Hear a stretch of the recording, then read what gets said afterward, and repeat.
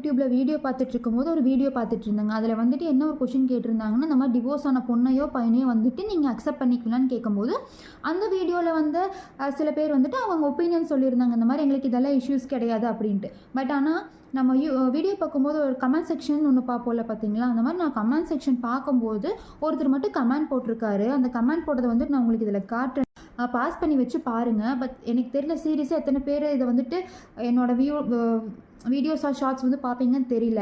But ஆனால் நான் இங்கே என்னோடய ஒப்பீனியன் நான் என்ன சொல்ல வரேன்னா, நீங்கள் 2024 இருந்துட்டு ஃப்யூச்சரில் வந்துட்டு வர்ஜின் உமனையே கண்டுபிடிக்க முடியாதுன்னு வந்துட்டு அவருக்கு சொல்லியிருக்காரு.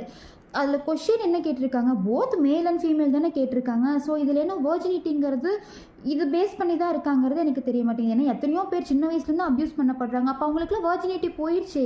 அப்போ வர்ஜினிட்டி உங்களுக்கு அவ்வளோ பெருசாக இருக்கா? அந்த ஒன்று தெரியல, இதுவே பசங்களாக இருந்தால் பசங்க மனசை பார்க்க மாட்டீங்களான்னு கேட்குறாங்க. ஏன் பொண்ணுங்களுக்கு மட்டும்